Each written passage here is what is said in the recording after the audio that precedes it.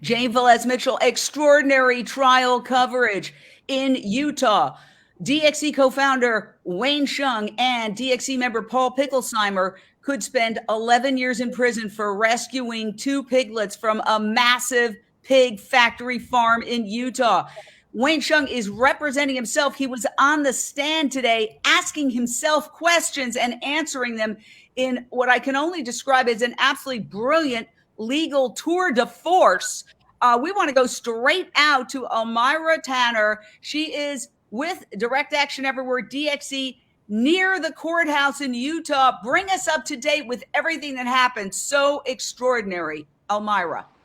Hi, Jane. Thanks so much. I'm here outside the Electric Theater, which is actually a couple blocks from court. And at this theater is where most of the people are watching the trial, like a movie, because we're not allowed to be in the courtroom. And yet today was really incredible. Wayne started with his opening statement, and everything that he was saying, the prosecutor was objecting to and the judge was sustaining. So it was really hard for him to get his words out. But as it progressed, and as he then took the stand to be his own witness and question himself, I think things started to really pick up. Two interesting things was that the judge started overruling a lot of the objections that the prosecution was throwing out there. They were able to get some photo and video evidence in, and in what I think is really powerful, everybody in the courtroom has started referring to the piglets as Lily and Lizzie. So our side has always called them Lily and Lizzie, but before the judge and the prosecutor had been calling them items and things. And now the judge is like, wait, is this Lily or is this Lizzie? And I think that's just showing that people are really starting to understand that these are two individuals and not just like pieces of property that someone stole from someone's house. So that's kind of where we are. Wayne is not done with his testimony yet. And I think it's gonna be a long day today is my sense of how things are going to go. I want to ask a couple of questions of you, and one of them is that they can't show the what's being called the Death Star video, and I thought it was really a stumble for the prosecution to say, is this from the Death Star video, which makes it sound like this what it is, an extraordinary, horrifying 360-degree tour of this horrifying place that is so horrifying. The judge ruled if the jury saw it, they would be inclined to make an emotional decision. So the Death Star video is not being shown. But there are other videos of Lily and Lizzie, the two piglets, that are technically worth less than $50 each, removed by Wayne and Paul and some of the others who were no longer charged. That video is able to be shown. How did that happen? Yeah, well, I'm not an attorney, so the attorneys can correct me if I get something wrong, but essentially that the judge has ruled that there is no discussion, no evidence to be provided about the general conditions on the farm, animal welfare issues at Smithfield, kind of the entire layout. And that's what the Death Star video gets at, because it wasn't just Lily and Lizzie that were suffering. Like, all of these animals, if anyone's ever seen that video or seen any pig farm, knows like everyone is suffering in there. So that is why the Death Star video is not being allowed. But the judge did say that specific evidence about Lily and Lizzie's condition is allowed because it goes to the issue of value. So in a theft case, you have to, quote unquote, steal something of value. And it's kind of difficult to talk about this because I know as animal rights activists, we don't think of animals as property. We don't think of them as having monetary value. But in this case, it actually does matter because the prosecution is arguing that these things had monetary value. And our side is arguing that no, absolutely they did not. And in order to make that argument, they have to be able to show the conditions of those specific piglets. So what we're seeing in court is very, very short snippets that are only showing Lily and Lizzie. No, I guess, talking from the video, because when this video was shot, they were in the farm and, they're saying, oh my gosh, look at her, all of that. So that's not being allowed. The videos are being shown on mute. And right now they're arguing quite intently, unfortunately not in front of the jury. The jury was left, but right before we went for lunch, they were arguing very intently on whether or not they could show a photo and video of Lizzie's mother, because Lizzie's mother had nipples that were so shredded and bleeding that Lizzie was not able to get milk from her and is therefore starving to death. So the prosecution is arguing, they said themselves, this video is so graphic that it would provide it would provide too much prejudicial evidence compared to the probative evidence that it would provide, and it would be chilling for the jury to see. Our side is arguing that the condition of Lizzie's mother is actually very, very relevant to Lizzie's condition, because when you're a baby, if your mother is not producing milk, like, you are going to die if you don't have another food source. And so I don't know what exactly the final ruling was. I think that they're still going back and forth on this. For sure, Wayne will be allowed to describe that, but I think anybody who has nipples, if you see that video and you see that footage, like, you can imagine how painful this shredded, bloody nipple is, and then to have piglets trying desperately to nurse on that, like, there's a reason the prosecution absolutely does not want this video in there. So that's where they're kind of hung up on. But again, it goes to, is this video, is this photo specifically about the piglets in question? As soon as it crosses the line into general animal welfare, general animal cruelty, it's going to get shut down and not be allowed to be shown or even discussed in front of the jury. All right, thank you for that. If you could stand by for a second, we've got an incredible team. We've got Gwenna Hunter, for founder of Vegans for Black Lives Matter, Nathan Semmel, who's a prominent attorney in New York, Lisa Bloom, who is a famed attorney. We used to work together on Court TV, Simone Reyes, a well-known animal activist, and Karen Cava, an avid trial watcher. So I want to go to you, Nathan. What did you make of this extraordinary situation where Wayne is defending himself, so he's on the witness stand and he's asking himself questions? Well, then what did you do? Well, what I did was, I've never really seen anything quite so extraordinary in a courtroom. No, it's unusual. I guess you could say it breaks the flow a little bit, but Wayne has an incredible mind, and he's a gifted orator, and he's probably the exception to the rule, and he's able to do it. And I think it brings out a little bit of, humanity in him. I think he's doing just an amazing job. I think, Lisa will tell you, generally speaking, we sort of cringe the notion of our clients testifying out of fear that they're going to say something that incriminates them or makes them look, short-tempered. But Wayne he's even keeled, he's calm, he's respectful, he knows the rules. I think he's doing a great job. All right. So we are live with coverage of this absolutely extraordinary trial. And I want to go to Lisa Bloom. Lisa, you mentioned that the door was open to show the infamous Death Star video that the prosecution actually referred to today, which I thought was a blunder. They said, well, is this from the Death Star video? Now, if I'm a juror, I'm thinking, what on earth is that? Yes, and I bet you anything that the jurors during their deliberations ask to see the video, because that's the most normal and logical thing. Gee, everybody in this trial has been talking about a video. Can we please see it? And it's just outrageous and massive bias that this video is not coming into evidence.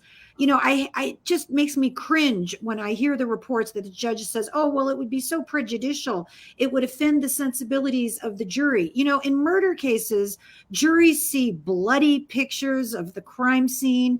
They see autopsy photos and videos. Jurors are grown-ups. They can handle it. And shielding them from the real facts of what was going on in that disgusting torture chamber that they call a factory farm is just shielding them from the truth. And it's offensive. And I want to say one last thing. I am delighted that everybody's calling them Lizzie and Lily. The language that you use in a courtroom is so important, and making them understand that these are individuals is just really important. So I love that at least both sides are now calling them by their names. Now, I want to show some of the photos that we've just gotten.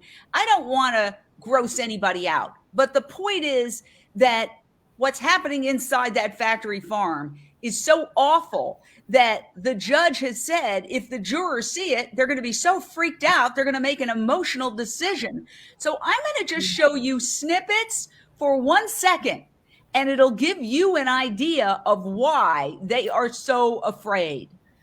Look at this shot. There's one of the piglets that Paul is accused and Wayne are accused of taking out, stealing. And you can see that her face is covered, her snout is covered in blood. It's fuzzy, but take my word for it. It's covered in blood. Here's a particularly gross one, but this is the kind of thing they don't want the jury to see. Look at that. That's a mother pig and some dead, disgusting babies and feces. Here's another one. And this is very important to the trial because this is it looks like a dead adult pig surrounded by dead baby pigs. Okay. So I know, Gwenna Hunter, that you are studying this trial. Again, Wayne is accused of taking out 2 piglets. I believe this is one of them who were injured, according to his testimony, very, very sick. And they did take the piglets to a veterinarian after removing them. I want to ask you, Gwenna, what was your reaction to Wayne, by hook or by crook, getting the condition of these 2 pigs who were named Lily and Lizzie out before the jury, with every time, it's like almost every sentence, an objection from the prosecution? I think it's an outstanding strategy, because even if something gets stricken from the record, it can't get stricken from somebody's consciousness and mind. So I know, I'm like, I mean, he could barely get a sentence out. The prosecution just kept, and it kept being sustained for the most part. It seemed like about 90% of it was being sustained. One thing that he did that I thought was amazing, he talked about how American GIs saved his family's life. Then he talked about how he was bullied and how he had to wear his sister's clothes and how he was overweight. And they kept, objecting, but it was getting, like, you heard the story. And these are things I've never known about him. So it hit my heart. I never knew any of these things about him. So it painted a picture of a really compassionate, kind-hearted person.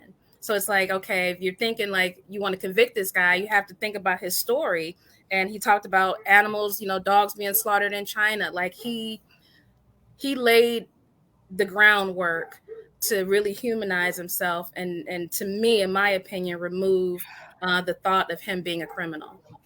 All right, Karen LaCava, you are a trial watcher. You're joining us as kind of like, oh, you're an everyday citizen watching this. You are, full disclosure, everybody here is an animal lover, but that holds true for most Americans too. What was your reaction watching this?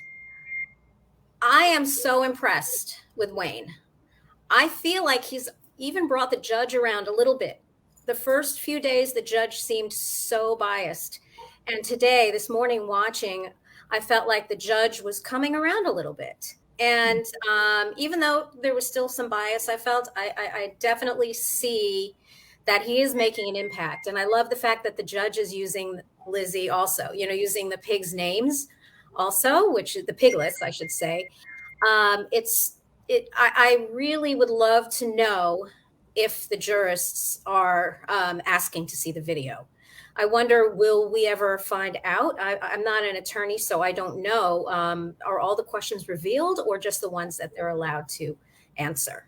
Simone Reyes, you are a well-known animal rescuer. You, on a daily basis, rescue animals. The essential argument here is that Wayne is saying we rescued these animals. We didn't steal them. And he also makes the point that they have no value to the company, even though technically they're worth less than $44, because there are so many dead pigs that are discarded because they're low weight or they just didn't make it through this grueling process. And there is a picture of all those dead pigs in dumpsters.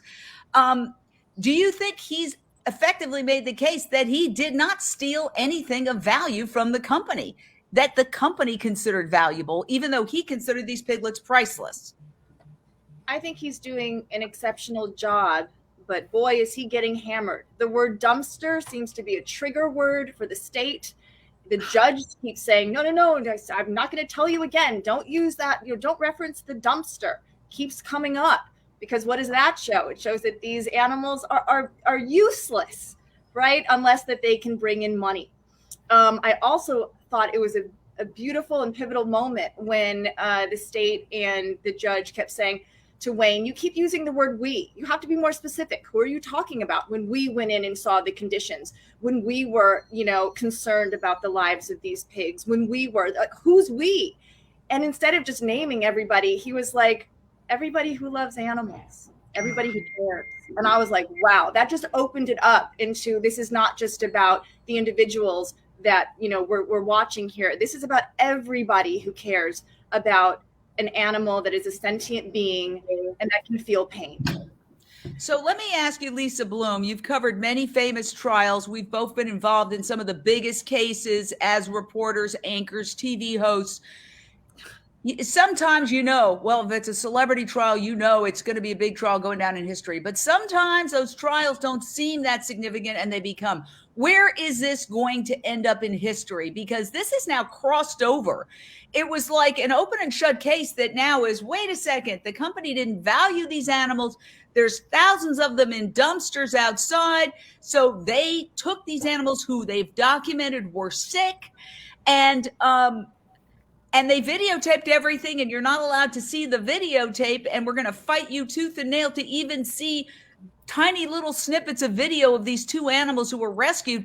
Do you think he's flipped the equation, or are we just singing Kumbaya because we want to see, let's be honest, we don't think it's a crime? I think this is an epic, historic trial, Jane. And I think Wayne and Paul are heroes. And I don't use that word lightly. Heroes are people who put their own personal safety at risk to rescue someone else. And that's what they've done. They are facing 10 years in prison for going in and documenting horrific conditions that are so awful, the judge doesn't think the jury should see it because it would be so upsetting to them. Yes, it's very upsetting. That's why we need change. That's why people like Wayne and Paul are heroes, and people like Simone who rescue animals. And God bless you, Simone, for the work that you do.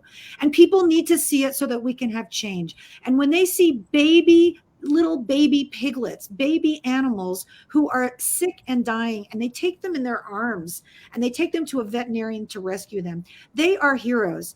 And I think it's so important that the world hears about this case and the way that Wayne is conducting himself. He's not availing himself of every legal technicality, like saying, I'm not going to testify, just let the prosecution prove their case, which would be standard criminal defense lawyering 101. Instead, he's taking the stand. He's speaking out. He's asking himself questions. He's trying to get in important evidence. Let them object. Let those objections get sustained. I think the jury is going to see what's going on. And what's going on is the truth is being kept from them.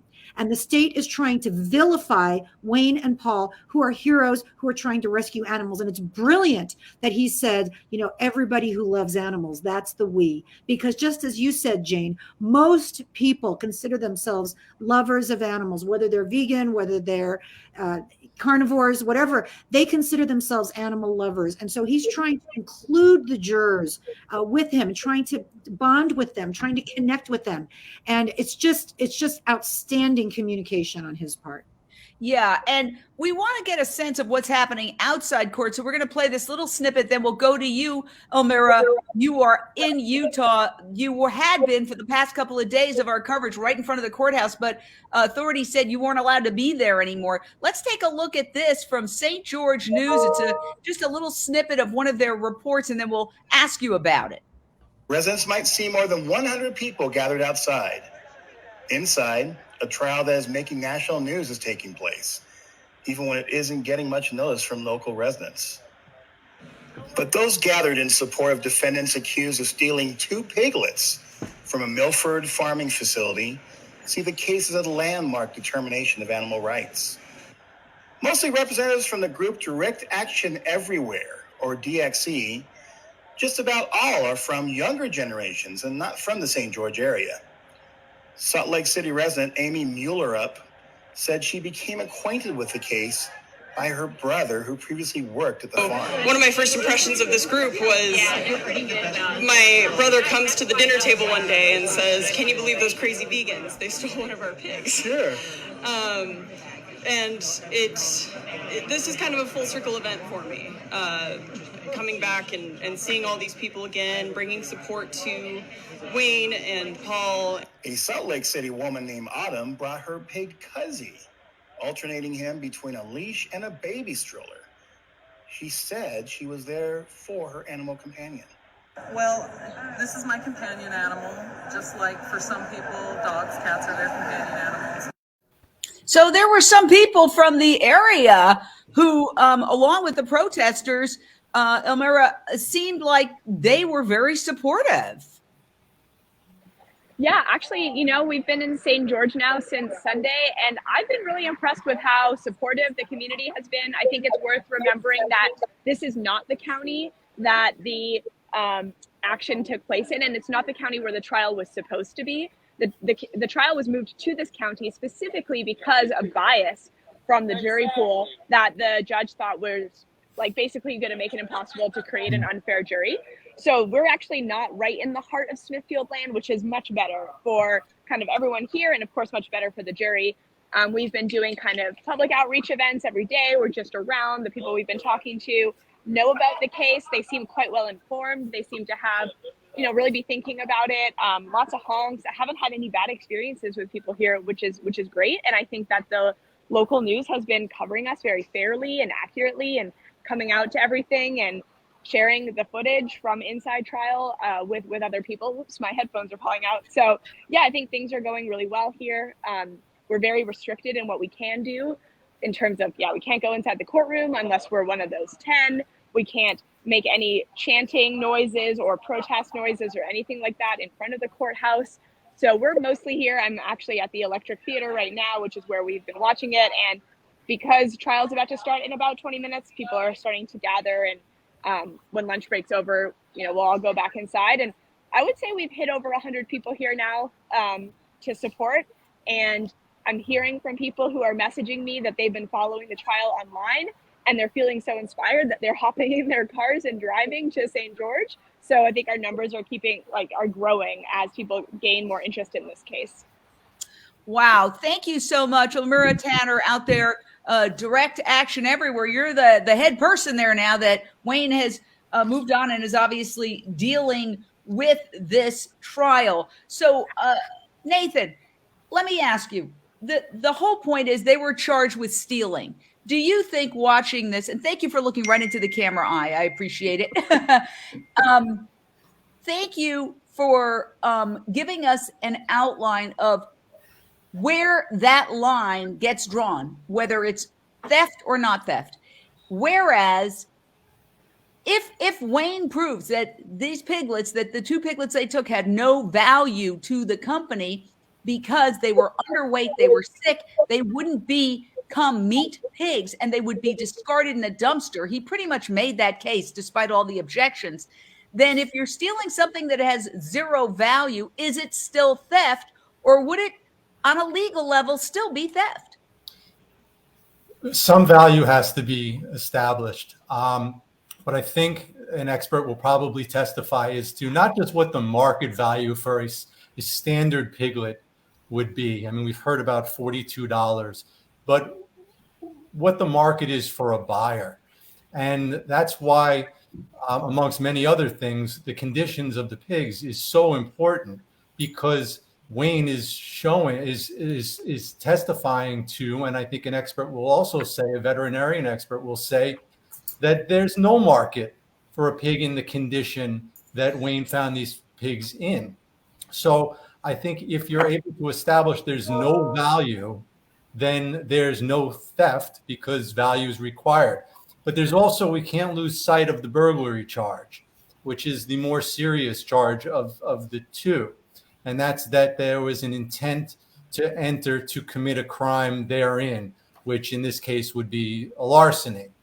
And I think Wayne is focusing in, and rightfully so, on what his reasoning was for going into the farm that day, which was not to steal, not to necessarily rescue, but to go in and document and to investigate something that they had good faith reason to do, and that they took steps in advance. This wasn't just a last second decision. They'd taken steps to notify law enforcement across the country. They've contacted buyers to alert them to what was going on at this facility, and nothing was done. So that's why they did this. They didn't do it for the purpose of stealing, and I think he's doing a very good job establishing that. I just want to say one other thing. I think one other thing that this case is going to be remembered for is the exposing of the government's connection to big agriculture, and the steps that have been the efforts that have been taken to hide it from the public. I mean, a trial is supposed to be, as particularly from the prosecution standpoint, is supposed to be about getting to the truth, and they have done everything but try to, show the public the truth in this case. They started out by painting this sort of, Walt Whitman image during their opening statement about, highways and open fields, and trying to, paint this beautiful picture. And it's greenwashing. It's no different than Smithfield, the way they advertise. And then when there's any sort of pushback by the defense, suddenly they don't want the jury to see this big picture. They don't want the scene set. They want to hyper focus on just the elements of the crime, but they don't want the jury to know the big picture. And that is not the job of the prosecution. The job of the prosecution is supposed to be justice, seeking justice. It's not supposed to be about getting a conviction. And I think everything that we've seen has just, been an effort to, to cozy up to big agriculture and hide the truth of what was really going on in the farm. And that all of that goes to, Wayne's intent to enter that premises. So I think he's doing a great job. And I think, the defenses are being established. To that point, Nathan, the FBI was on, and there was a cross-examine, very short, let me show you, 24 seconds, where Wayne says, have you ever had all these FBI agents spending so much time and going around trying to find 2 piglets worth less than $100? The question pending is, are you aware of a case involving property theft, where the theft at issue involved less than $100 and had multiple FBI agents involved? I'm just asking for your awareness. Yeah, I'm trying to think, because again, on one hand, of the number of cases I've worked, I think for specifically for theft, I don't think any of the less than 5 cases that I've worked have had a value less than that. Okay, so as a typical juror, Karen, you are watching this not as an expert. You're a chef and a caterer. You're in the jury box. What are you making of all this? And a realtor. Oh, yes, so anyway, you're also a realtor. I apologize. Yes. No, that's okay. I feel like they are going after them not just to prosecute, but to make them, I'm having a moment here, to make an issue of this particular,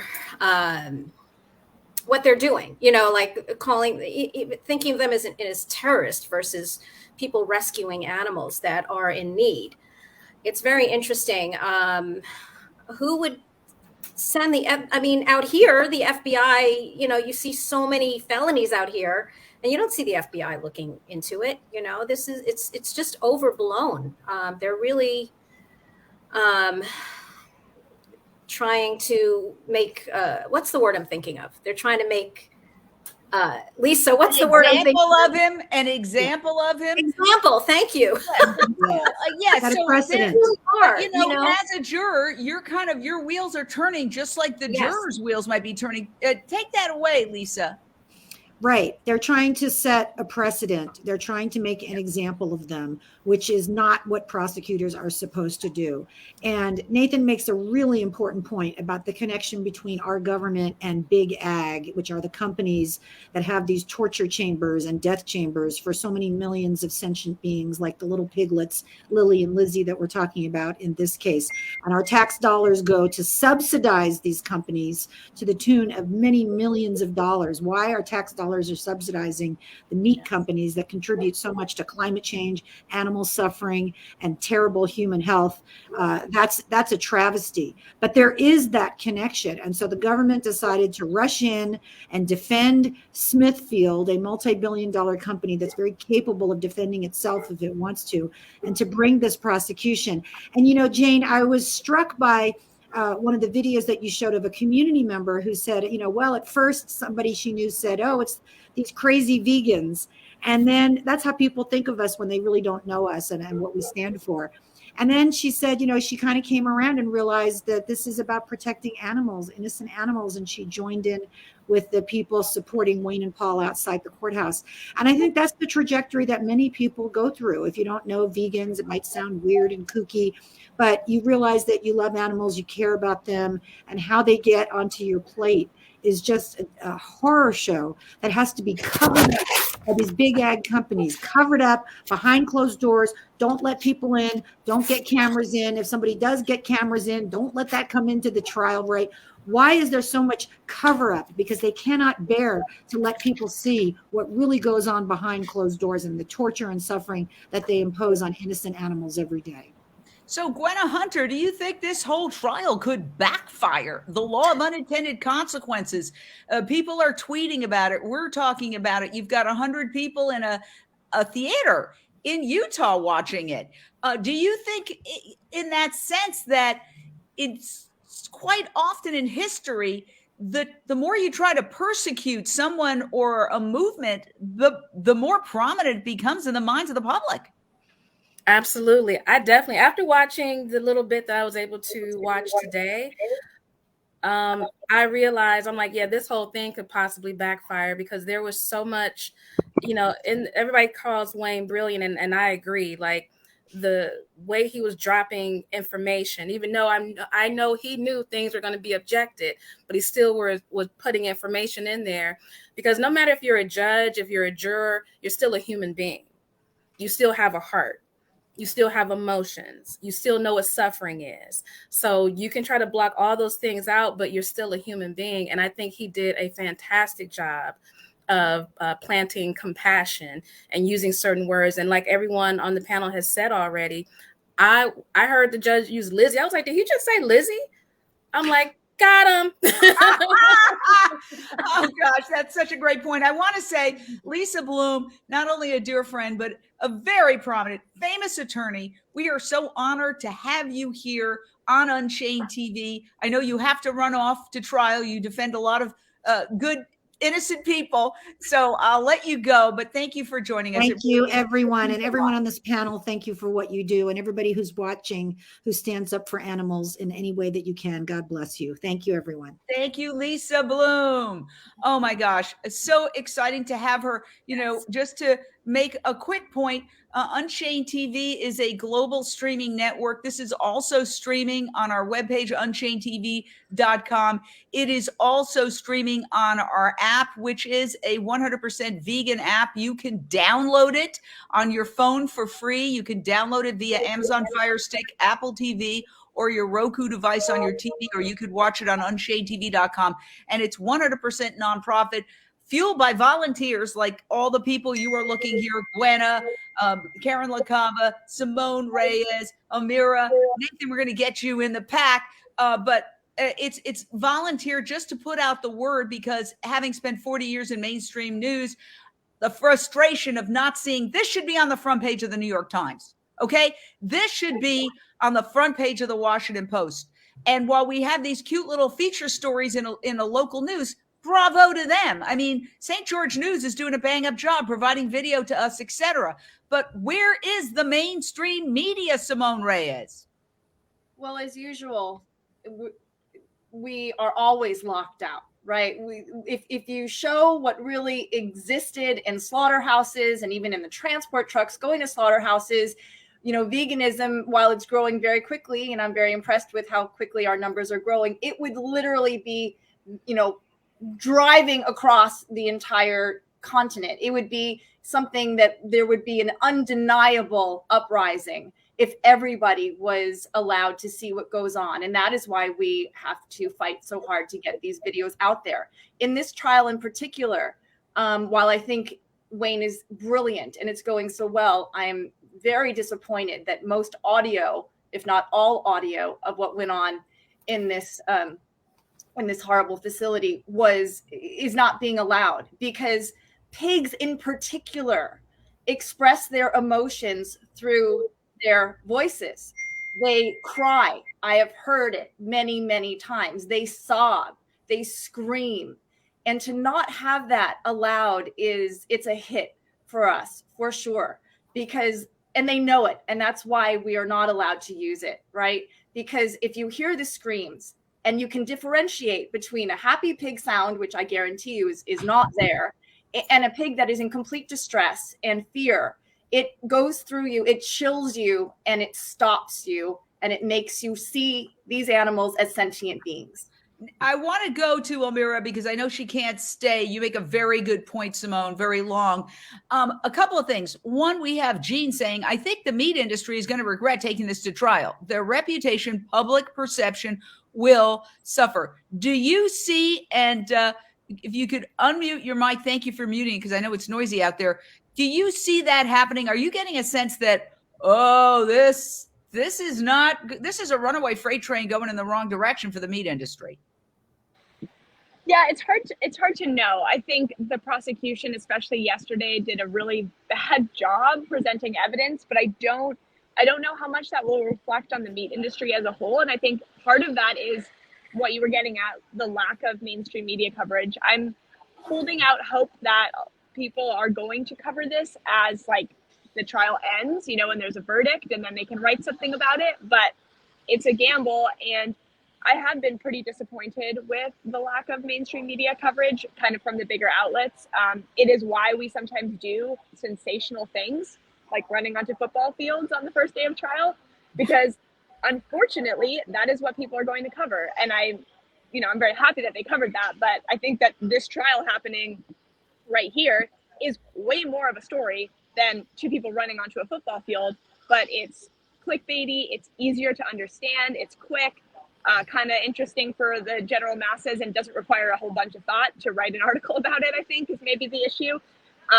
So that's kind of our way of getting that. I'm hoping we get some more in-depth pieces. And I think when those pieces come out, like if we do have a New York Times story, which I am still crossing my fingers for, we are in touch with a reporter there, I think that is when the meat industry is really going to have their public relations hit, is what I would say. So we're hoping that happens. And in the meantime, super grateful for outlets like yours, Jane, and St. George News. And I was just talking to a Salt Lake Tribune reporter today. There are some people covering it, but I agree it needs to be way more. Yeah, and here's somebody who says, why isn't Maddow covering this? Wolf Blitzer too. Agreed. I know that it's ironic. The local media is doing a better job covering this than the most important publications in the world. And I always go back to the idea where The Best and the Brightest, the book, The Best and the Brightest. The Best and the Brightest is a sarcastic title. The Best and the Brightest brought us the Vietnam quagmire. So, sometimes the best and the brightest ain't too smart. They should be covering this. But again, look at the pressure. If you watch even the most progressive channels, their commercials are almost exclusively meat and dairy. It doesn't take a brain surgery. Nobody has to knock on your door and say, don't talk about this. They do the math. And so, yes, I think Elmira had to step. Oh, no, she's still there. Great. Let me ask you, you're nodding your head, Nathan, in terms of the lack of one last thing, Elmira, you're saying that you don't see any kind of reporters from any big publications there. I just want to make sure, because is it possible that they're taking notes and then they're waiting for the verdict? Well, I think the issue here is that there's been a complete media blackout by the judge. So I understand why the New York Times didn't send someone here when they're literally not allowed to go into the courtroom. The judge has indicated that only one news outlet is allowed in the courtroom, and it's the St. George News. So that's why no one else is here. I know there was other reporters like Marina Bolotnikova. I think you had her on your show. She was going to come here and cover it, but why would she come here just to sit at a computer like everyone else? And so people are at home. So I don't think, there are no prominent journalists here, but they are getting the daily updates we are in touch with the New York Times, and they're responding to our emails, which is nice. And then I'll say that they're watching the WebEx feed of the trial. Yeah, I don't know if they have the time to watch the whole thing, but we are sending. I'm actually right after this going to rush home and start cutting some key clips from some of the footage from the last couple days. And I will say we do have 2 documentary crews here and a podcast crew here. So those are kind of long projects. One of these documentaries has been over 2.5 years in the making at this point. So it's not going to come out anytime soon, but hopefully when it does, it's going to be amazing. So those are kind of things that will eventually come out and I think be really great. But I do want a little bit of that instant gratification right now, because I think it would make everybody feel like, wow, more people are paying attention to this. Well, it's not over till it's over. It might end up being that the appeals process is the big newsmaker, because honestly, if he's convicted, I can't see this being held up on appeal. And, just the idea, Gwen, I know you're not an attorney, but they've talked, and you can weigh in on this, Nathan, that they opened the door. The prosecution talked about they made a videotape going in to commit the burglary.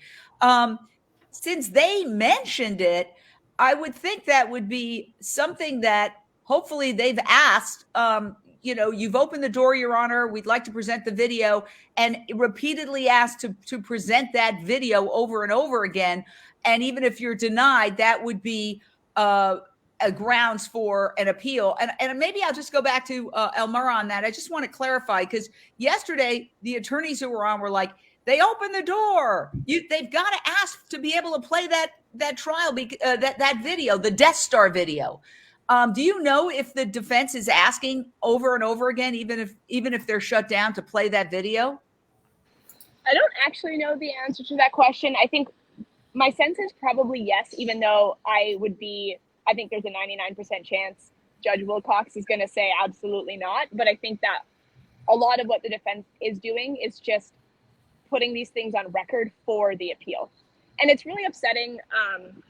Before trial, on all the pretrial motions, Judge Wilcox kept saying oh, bring that up on the appeal, bring that up on the appeal. The trial hasn't happened yet, and he's already assuming there's going to be an appeal, assuming that there's going to be a guilty verdict. And just, that is an incredibly biased statement from a judge when the trial hasn't even happened yet. So I think we are keeping a pretty good record of all of the things that are, I think, constitutionally fraught in this case in order to appeal if we lose. Thank you for that. That makes a lot of sense. So, Gwenna, again, your take on all this. I mean, could the appeal be the biggest story if, in fact, he's convicted? The big story will be, and I've seen this many times, okay? I can't tell you how many open and shut cases. I mentioned the Michael Jackson trial was considered an open and shut case. He was acquitted on all counts. You had the Casey Anthony trial, which I also covered in Florida, considered an open and shut case. She was also acquitted of everything except lying. And people were outraged and running around. I was there. I was practically knocked over. Hundreds of people were running around the courtyard screaming, how is this possible? So you never know. Trials, especially high-profile trials, are like runaway freight trains, and you never know where they're going to end up, Gwenna. I completely agree. And to add to what Elmira said, I personally believe that when the trial is over, this is when all the coverage is going to begin. So I don't believe this is going to be, where it's just going to be here on this platform and with the St. George News and the Intercept. I think once the trial is over, or whatever the verdict is, this whole thing is going to open up, and this is going to be global. And I predict this is going to be a shift in humanity and a shift in consciousness and a shift, just like how what happened with Anita, like that created a shift. And I believe this is going to create a shift as well. So again, I think Wayne is doing a great job. The only thing that, based on what I've watched over the past several days, the only thing I've really seen is that Wayne is a compassionate citizen that broke the law. That's it. Yeah, but I want to say this, and you can address this, Nathan. I've also covered a lot of trials where people are afterwards when they talk to the jury, and if it's a high profile trial, you know, a network will sit down with all the jurors and they'll weigh in. Oh, our hearts went out to so and so, but the jury instructions were such that we had no choice. If I had a nickel for every time I've heard that.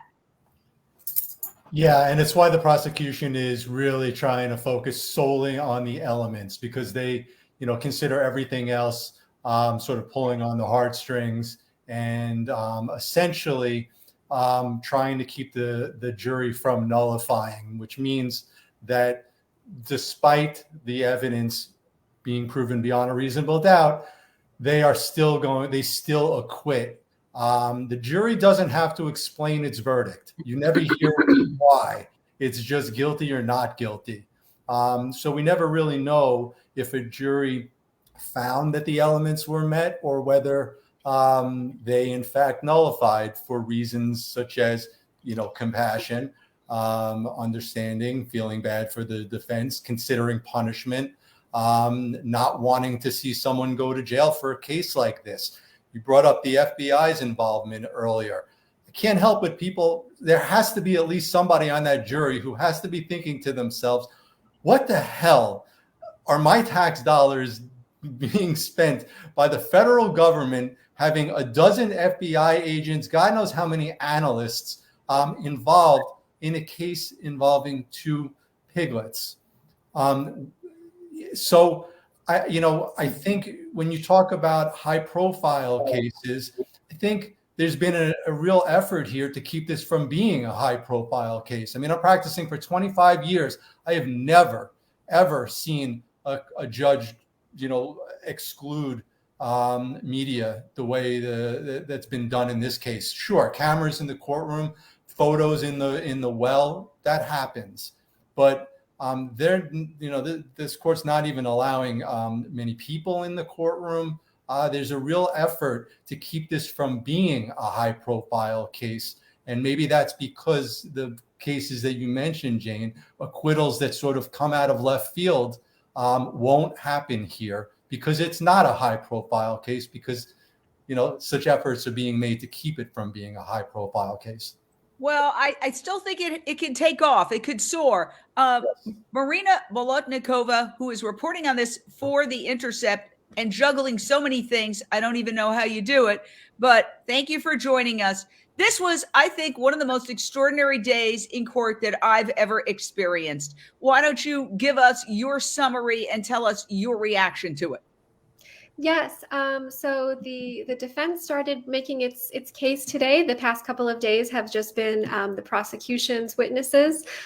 So Wayne Hsiung, sorry, the court is restarting. Let me just mute that feed so I can keep talking here. Wayne Hsiung gave his opening statement and started testifying as a defendant. I was really struck by how much I was surprised by how much he was able to get away with in the opening statement in terms of talking about his motivations, why he went into the factory farm, the kinds of conditions he saw there, the conditions that the piglets that they rescued were in. The prosecution made a lot of objections to it, and some of the things he was trying to say were shut down. But I think he really got his message across to the jury.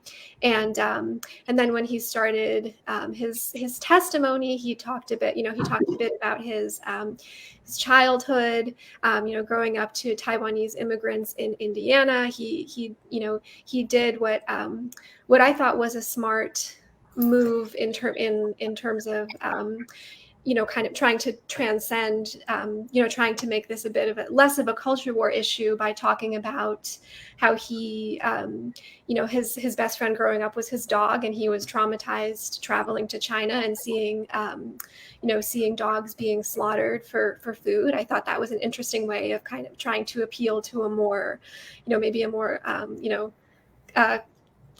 conservative way of seeing the world. And to that end, I wanted to point out, he also said his family was fleeing communism. Did he not? Yeah. And he was able to show some images and videos specifically of of one of the piglets that they took out, Lily. before we broke for lunch, he had started talking about the second piglet, Lizzie, talking about how they found her covered in blood. He wants to show video of that. The prosecution is objecting, saying it's too graphic. It'll make the again, this issue of horrifying the jury and making them incapable of evaluating the evidence objectively. And that was where, so that was kind of where things were left off before lunch. The judge was saying that it sounds like he wants to show a still from the footage of Lizzie that shows her face covered in blood, but does not show where the blood is coming from, which is from her mother's bleeding nipple that she's nursing on. Wow. And, one of the things that I want to mention just as a person, I thought it was really interesting, Simone. He asked the question, the prosecution objects, the objection is sustained, but then sometimes the judge say that's going to be stricken from the record.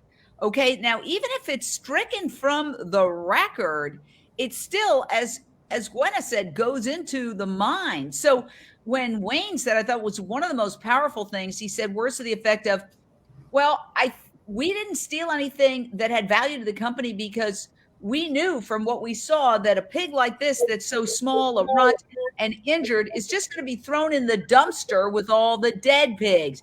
Objection! And then there was a whole thing about don't say anything about dumpsters.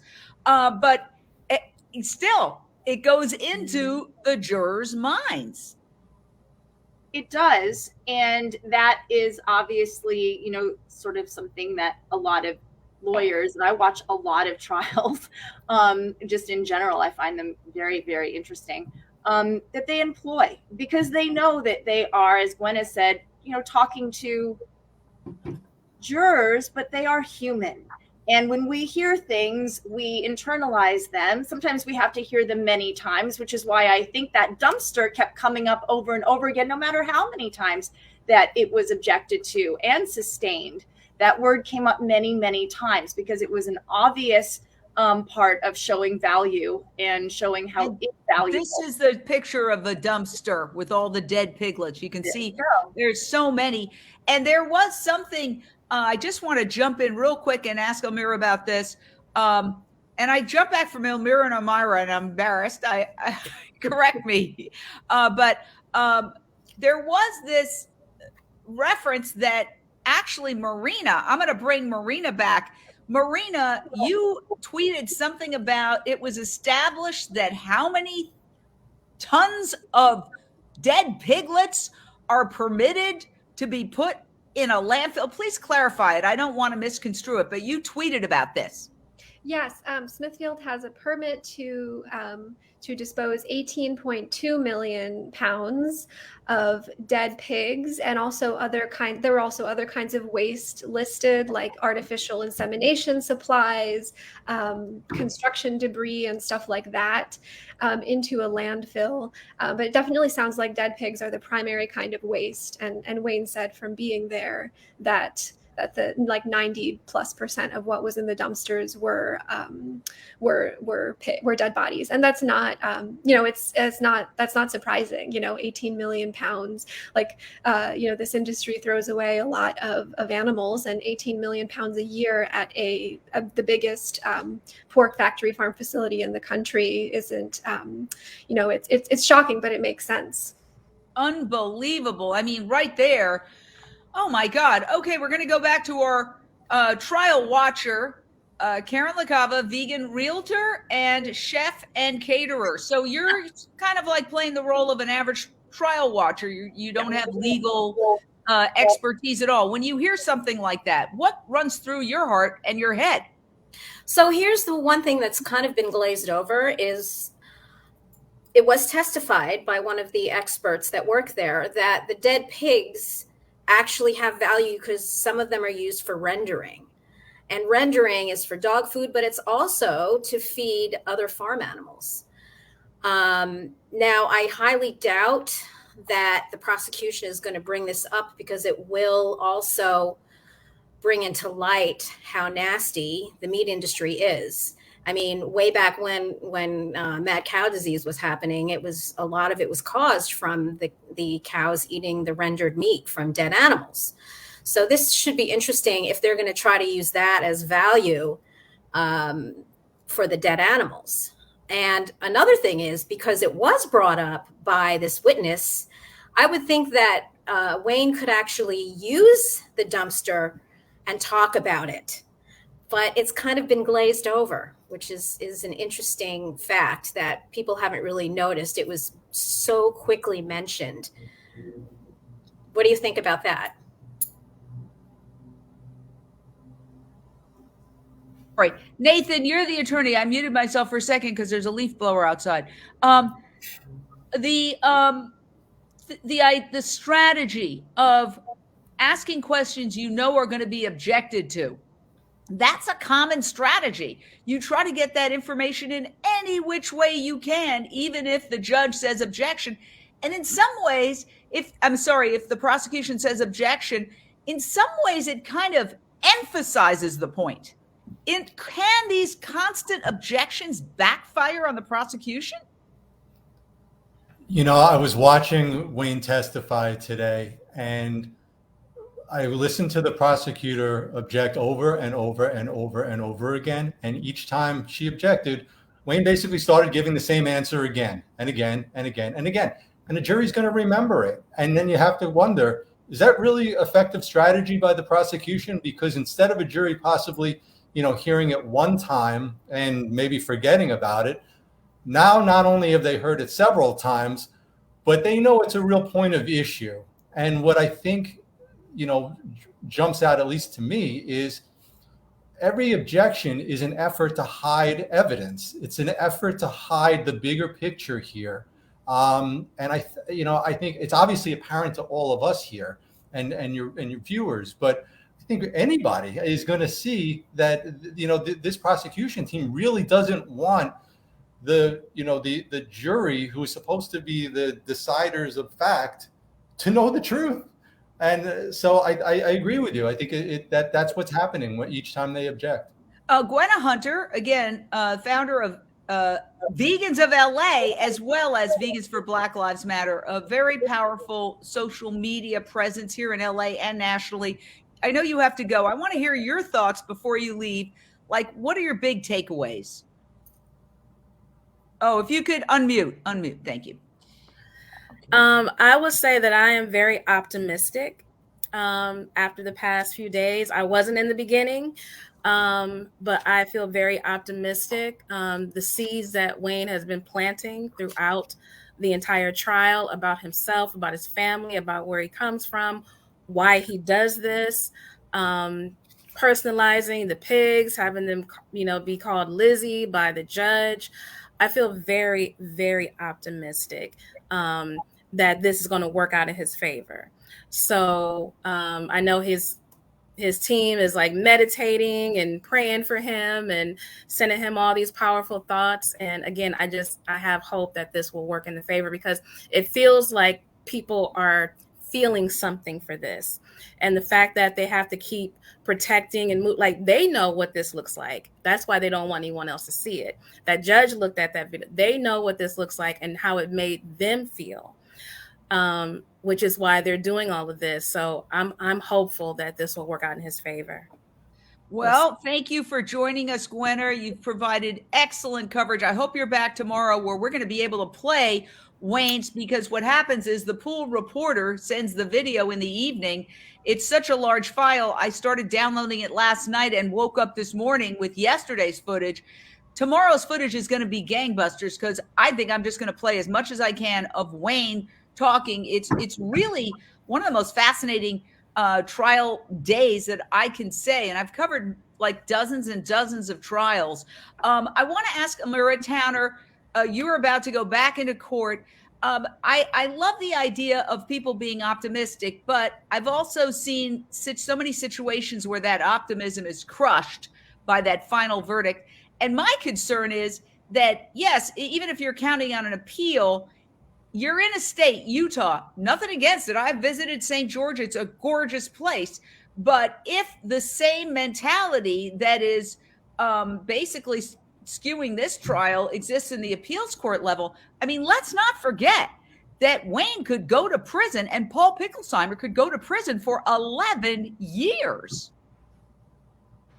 Yeah, it's a very real possibility. And I think despite, the trial going much better than most people would have expected, I think that it's still a very uphill battle. I don't think this is at all a slam dunk. I think there is a very, very real risk of conviction and prison time. And it's something that we're prepared for. I think it's something that Paul and Wayne are very prepared for, down to the very last details of, I know how to log into their social media accounts and have their bank passwords. And like, we're ready. And I think that Paul and Wayne are willing to make that sacrifice, knowing that people in the movement will not use that to stop and be afraid, but will use it as something to kind of accelerate and amplify their commitment to taking action. So if they go to prison and the movement grows and we do even more stuff and we rescue more animals and we get more media attention and more people change their minds on this, it will be a win. And I know that that's how Paul and Wayne feel as well.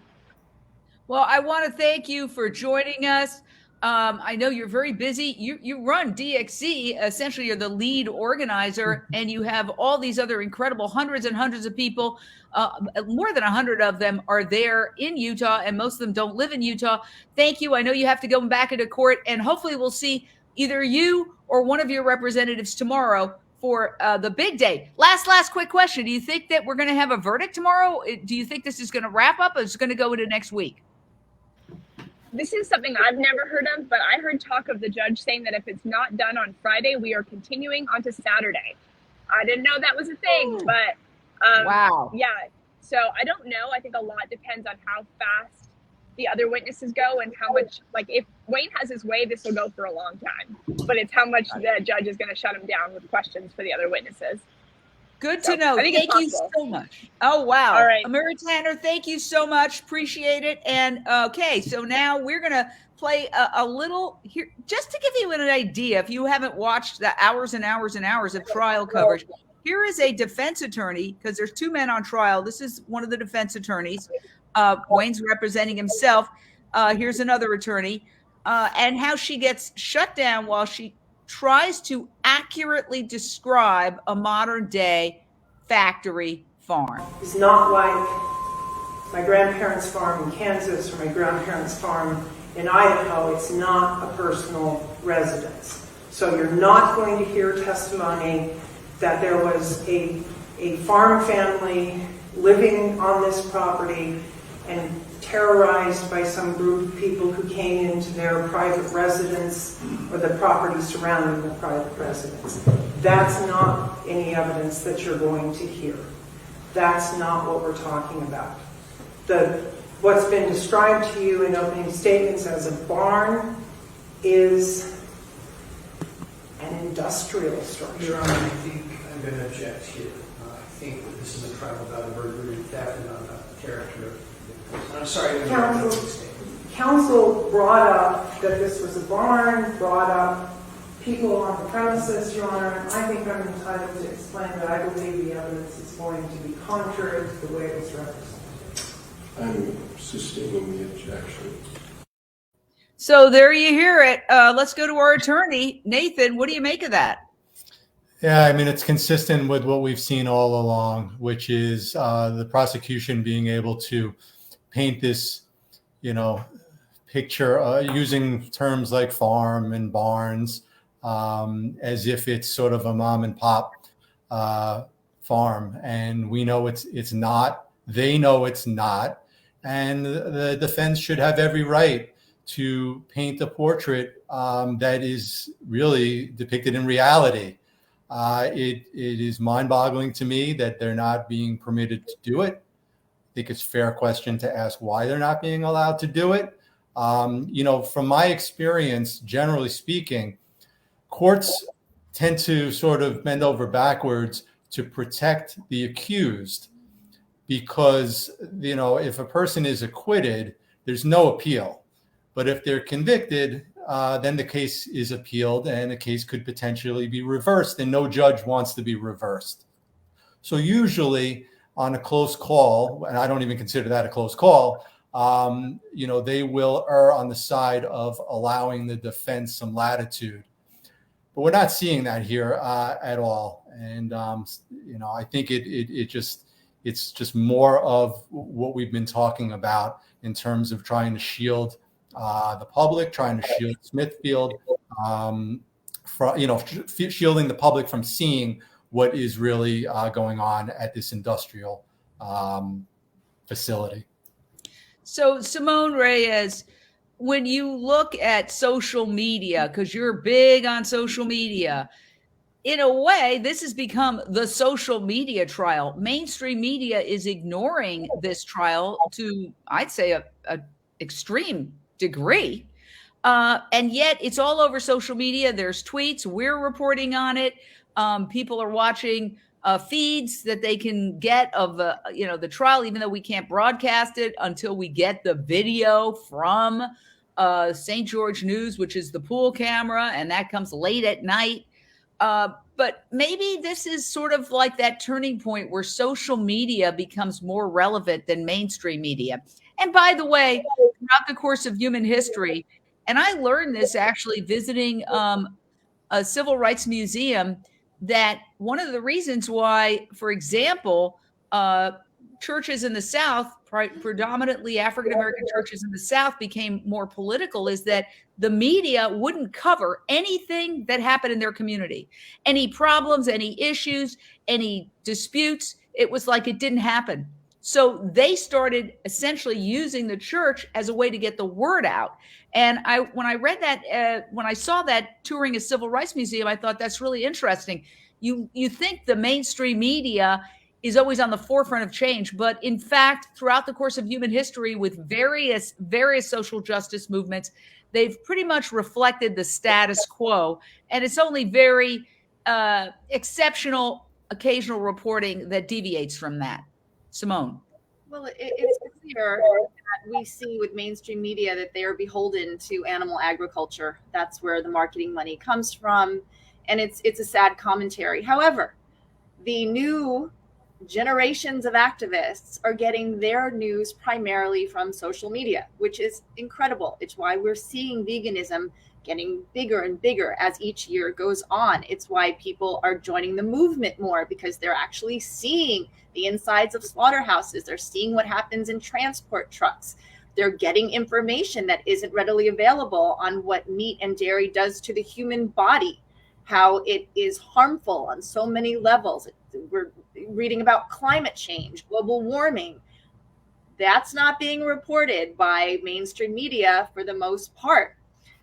So this trial, I think, actually will be a pivotal step in gaining more people's awareness to what happens to animals, because it is on social media a lot. And the one thing that keeps coming up is, it's becoming like a social media, slogan kind of thing of, gosh, haven't seen so many federal charges being levied against people that are visiting, places where plant food is made. Right?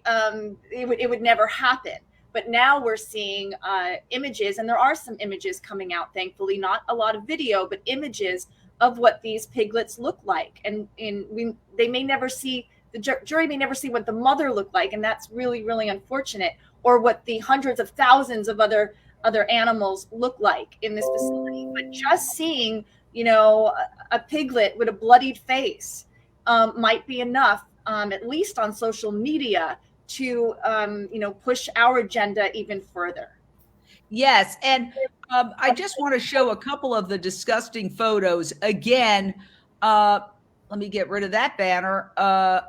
I want to show just a snippet because I don't want to gross out our viewers.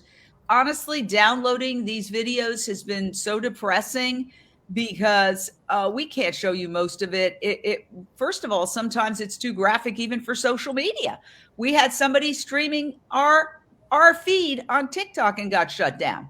And they said they were very upset. Our feed got shut down because what we were showing was too graphic, and what we're showing is just a tiny little itsy bitsy snippet here. Okay, a bloody piglet. This is one of the piglets, I believe, the two piglets that they're accused of stealing. You can see there's blood all over her snout.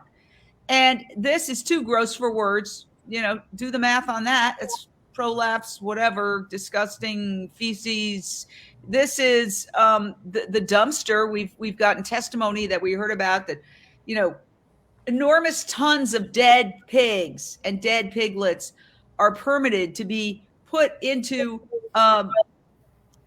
that's what they have. That's their byproduct. That's stuff they throw out. They throw out these living beings as if they're trash. And here is Wayne with one of the pigs who was rescued. And again, the FBI had something like 8 agents running around chasing these pigs all over town. And here's an interesting aspect to this. Okay, so they went in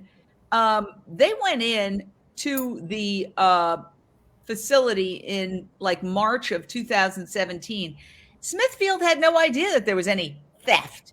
How did they find out about it? Well, there was testimony from one of the Smithfield manager that he saw it on Google. But indeed, the New York Times is how I first learned of it. Animal welfare groups have a new tool, virtual reality. And the New York Times did an article where they talk about dead piglets are piled up behind a sow, wedged into a crate so tightly she cannot move away from the mess. But a viewer can turn around from her and see and hear sows in similar straits all around her. And then you have the New York Times proceeding to say sows with bloody and mangled teats. That's what's come up in the trial. And I just have to say, Circle 4, which is owned by Smithfield, which was bought in 2013 by one of China's largest meat companies, the spokeswoman said the video had blatant inaccuracies, such as assertions that the animals in it are being starved. Well, the New York Times said that the piglets are eating each other. So I don't know. You got a choice between some nice food that is provided and eating your sibling. Which are you going to choose? You'd only do that as a last resort. I don't care what kind of living being you are. So all of this together, Karen, as playing the role of the average trial watcher, you're there. You want to follow the letter of the law. You want to follow the jurors' instructions. What would you take away from the way it's like the story is coming out in dribs and drabs, just little words like dumpster, Death Star, Operation Death Star video, mangled teats. What do you do the math as a juror, do you think?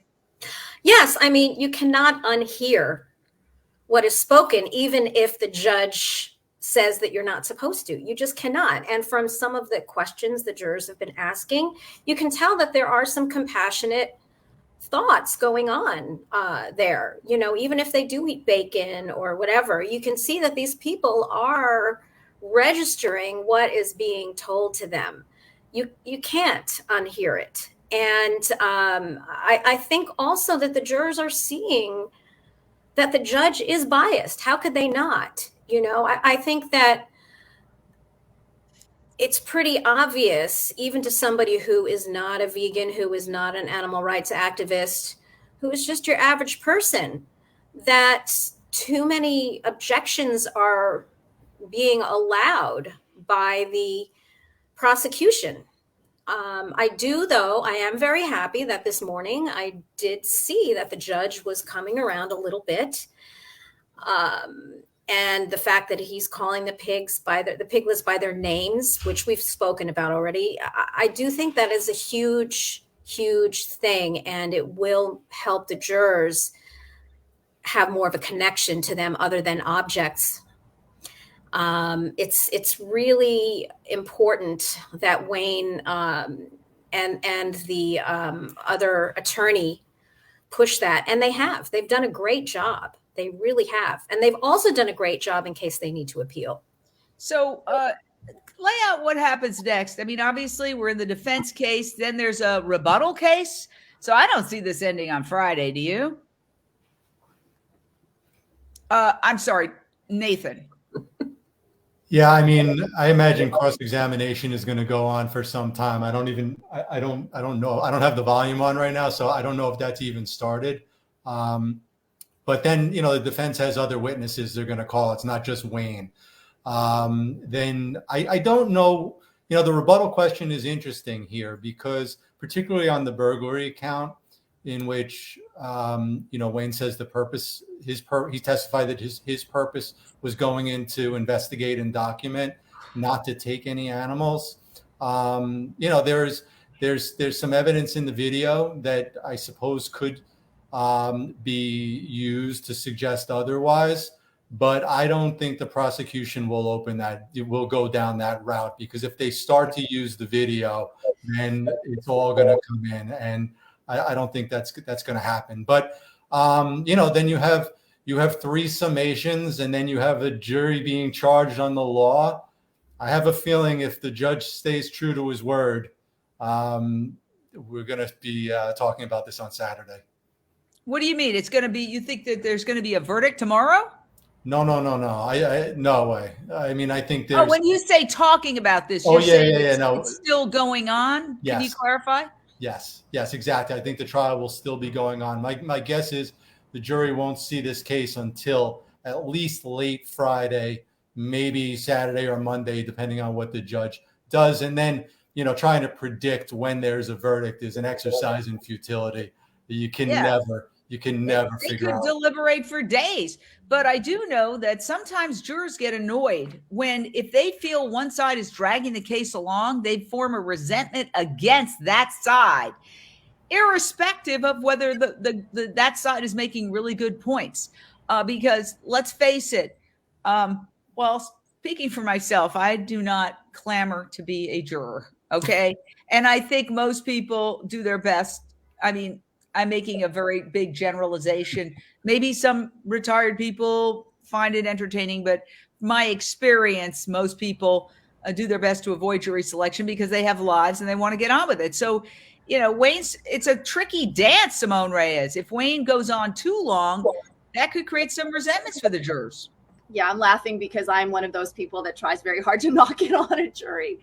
But he's strategically doing everything that I think you or I, if we were representing ourselves, would want to do, which is he is pushing to get all the information out before he is shut down, right? Which is basically the prosecution's job, right? To shut him down. And so he's trying to give as much information as he can before he gets objected to. And I think it's a good strategy. And I think that when you're dealing with something that we have to remember, not just the people in Utah, all around the world have been conditioned to believe, which is that animals are basically commodities, machines, that they don't have any feelings at all, that they don't suffer in the same way that a human does. He has to chip away at that thought process that's been ingrained in humans since the beginning of time. So I think that, if he's going on too long, I honestly don't think that it will hurt him or the case, because it really, really does take, and studies have shown this, for people to hear the same things repeated many times for them to truly digest it. And so every time that, he's objected to and he kind of slips it in again, and then he's objected to something else, like the word dumpster, which was, it came over and over and over again until finally the judge said, you really need to stop using that word. I thought it was fantastic, and I thought it was a great strategy.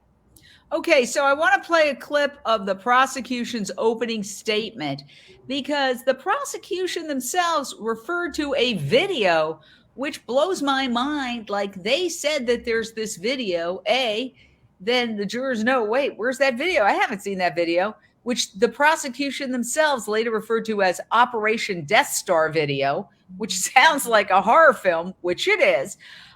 Let's listen to this and then analyze it on the other side. This is a tiny snippet of the prosecution's opening statement against Paul and Wayne. Now, the facts in this case will show that, among other things, Milford Valley is home to Smithfield Foods, where they raise pigs. Now, the facts in this case are that early in the winter months of 2017, probably the month of March, under the cover of darkness, Mr. Wayne Hsiung and Mr. Paul Picklesimer, along with a few others, entered an unauthorized area owned by Smithfield Farms, crossing over a boundary fence, making unlawful entry into a bar, and while inside the bar, without permission of the owners, removing the pigs, stealing. Now, Now, while they committed this, the evidence will show they filmed themselves doing it, then posted the video online. Now, they had two objectives in doing that. The first, of course, was to draw attention to their cause. The second was to engage in a little bit of fundraising, to seek out donations from people online. Now, the evidence will show that after the pigs were removed from Smithville, the pigs were delivered north to Harriman, Utah, where they stayed at Sheen Farms in the Harriman area. The pigs remained there for a little while until eventually they were delivered to Colorado. So, yeah, I want to ask you, Nathan, now why doesn't that mean that, okay, they opened the door, they said they videotaped themselves. How is it that they can possibly stop that videotape of the crime from being shown? I still don't understand. Like, yes, you can appeal it after the case is over, but there's no recourse when something is as obvious as that? Yeah, I mean, it's obviously it's a great grounds for appeal. Hopefully, we don't get to that point because there's an acquittal. But you know, I guess the sort of the silver lining, the instant feel good moment I suppose we could have on that is rule one for any trial attorney giving an opening statement is don't make promises you can't keep. Don't promise that the jury's going to see something that you can't deliver on. You know, we say how you got to have the receipts. Well, he's talking about what's depicted on a video. He's talking about fundraising in his opening statement. He didn't deliver on those things at all. So I think if you're a juror, you have to be left thinking, why are you not showing me this video? I mean, you're referring to it. Your witnesses have come to conclusions based upon seeing it. Do you not trust us to be able to view it ourselves? So, you know, going back to something you talked about a little earlier about, you know, resentment, I think that could factor in there also, that the jury could resent the prosecutors for sort of, you know, treating them like children, treating them like fools, and trying to, you know, pull a fast one and not deliver on what they promised in the opening. Well, look, it could be me. Obviously, I have a point of view here, just like MSNBC has a point of view and Fox News has a point of view. We have a point of view, but it doesn't mean we ignore the facts. But I kind of felt watching him that he reeked of insincerity. You know, he's got this smile like, and it's a pigs. You know, it just was like, I don't know. Let's go to our faux juror, vegan realtor, chef, and caterer, Cava. You're playing the part of juror. You're not a lawyer. I grabbed you yesterday. You said you were watching the trial just as an interested party. I said, well, you're as close to a juror as we're going to get. So what was your reaction to that opening statement? He's mentioning things like they were asking for donations, and he was basically quoting them in a sense. But that's hearsay. Unless the videos are shown, that's hearsay. And the judge is allowing that, whereas they don't allow hearsay when it comes to a witness on the stand. It just seems to me that if a video is being mentioned over and over again, it should be allowed to be seen by the jurors. It's just, I would totally resent that. And it might send a bias in one direction because of that, you know. And I will say one thing too, is somebody was talking about the mannerisms of the prosecution. And I once watched a trial and then interviewed the jurors. And one of the reasons they went to a verdict that actually was not a correct verdict from the evidence, it was because they were annoyed by one of the defendants because she was too happy versus more serious. You know, she probably was happy because she was nervous, you know. So you see these things, and so many different things can affect the jurors. And I personally would be affected by the fact that I am not allowed to see a video that's mentioned over, and over again. It's just not fair to the jurors either. Yeah, I mean, I again, this is just my opinion, and maybe I'm biased, but he struck me as like that used car salesman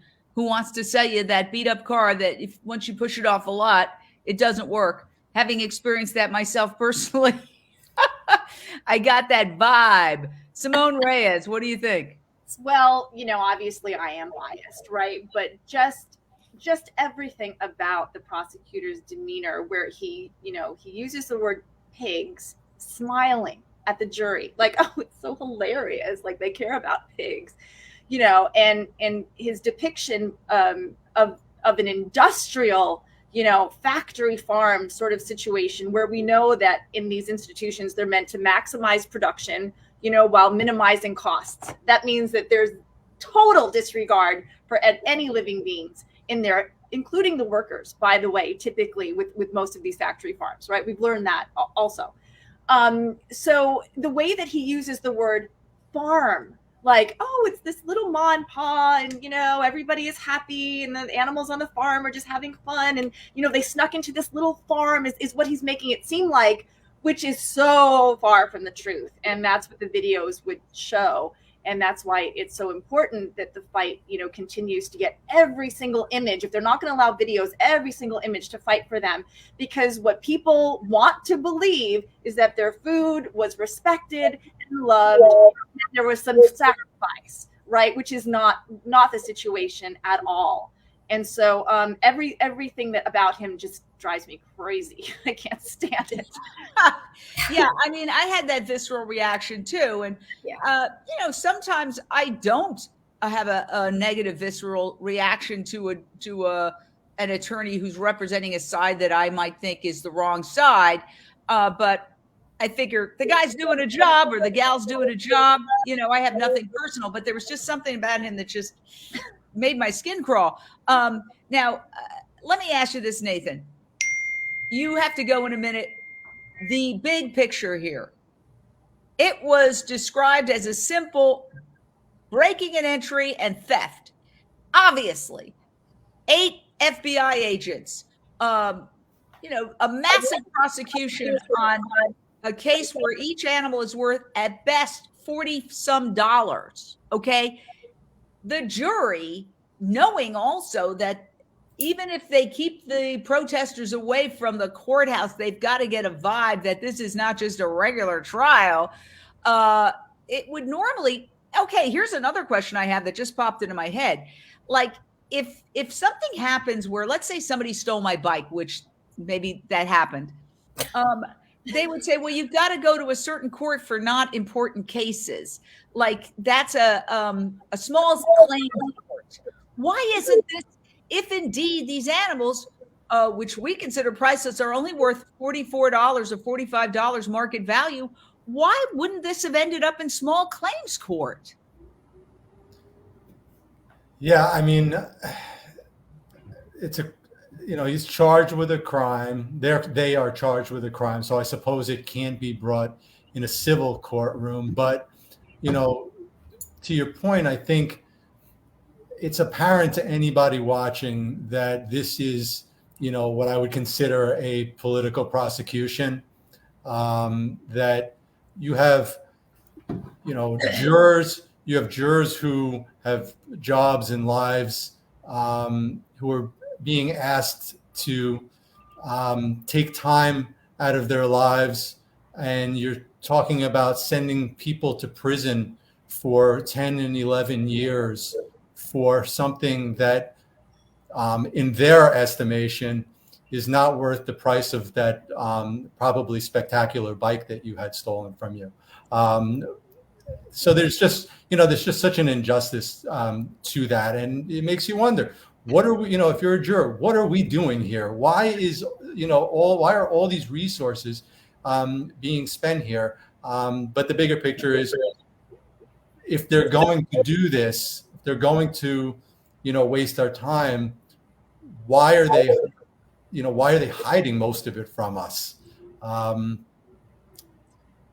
Well, I know you have to go, and I want to thank you so much for taking the time. You're a prominent New York City attorney, and I appreciate you taking the time, and hopefully you'll come back. If No, you it's my want to come pleasure. back tomorrow, you can come back tomorrow. We'd love to have you. Thanks. We're going to just reset. If you're just joining us, we are doing coverage primarily during the lunch break of this extraordinary trial, the trial of Wayne Hsiung and Paul Picklesimer, who could spend 11 years in prison each for rescuing 2 piglets from a ginormous factory farm and videotaping the whole thing with virtual reality cameras, 360-degree cameras. And it's an absolute shocking trial. The video is something that the prosecution does not want played and which the judge has agreed should not be played. I'm going to play a very short clip of it. It's horrific. It's the stuff of nightmares. Sorry, it is. Okay. And to say otherwise is what I would call an alternative fact. So let's take a look at some of the footage. Here's just one clip. So you can see most of these crates are intact, but some of them have literally been busted open because these poor mother pigs are so desperate to escape, they smash their faces up against these steel bars until there's a hole that's broken open, and they had to jury rig this crate door shut with tape. And you can see she's falling on the side of her face. She's got a nasty cut. All right. And meanwhile, Simone, you know this very well. Prop 12 was passed here in California, which would ban the sale of any products from those crates. And the pork industry right now is taking that issue to the Supreme Court and arguing that that's a violation of interstate commerce and they should be allowed to maintain those crates, even after Smithfield promised years ago that they were going to eliminate those crates and haven't. So this is very interesting timing that this trial is happening at the very same time that the U.S. Supreme Court is considering whether to allow Californians overwhelmingly voting to say, no, you cannot sell products made by, you cannot sell pigs who were raised in gestation crates. You can't sell their dead bodies here in California. Now, California, if it were its own state, is the 5th largest economy in the world. So that would basically have a sweeping effect on the factory farming practices of pigs around the world. The Supreme Court is getting ready to, it's in the midst of hearing that. And I'm very saddened to say that the administration has sided with the pork industry and said they're siding with the pork industry, and it's animal rights organizations, including Animal Outlook. Unchained TV has a big article on this if you want to read it, that have basically been fighting to say that the will of the people here in California, and by the way, most people think this is an abomination, these pig gestation crates. They're torture devices. The animals are in a crate the size of their bodies. They cannot turn around. That should be illegal. Nonetheless, the pork industry is going to the Supreme Court to be allowed to continue to use those crates. So again, the footage, the jury is not allowed to see, even though the prosecution brought it up. We're going to play another snippet, then we're going to discuss on the other side. So Circle 4 is a farm that processes and kills 1.2 million pigs every year. We're about to head into Circle 4. This is the heart of evil. You can already hear the screams of the mother pigs inside. They're cramped, they're suffering, and we're going to try and expose what's actually happening inside. You guys ready to go? Mm-hmm. Let's put our lights on.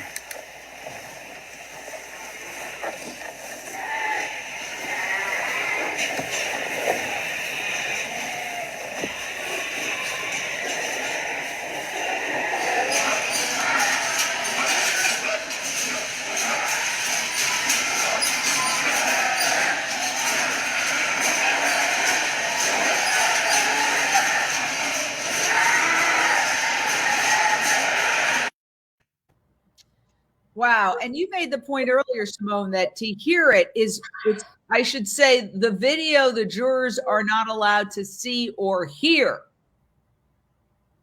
Very unfortunate, because you don't have to be vegan, vegetarian, pescatarian. It doesn't matter what you are. You hear screams of a living being in distress, and you recognize that. You recognize that if you are a mother, you recognize that if you are an animal parent, you recognize that on any level.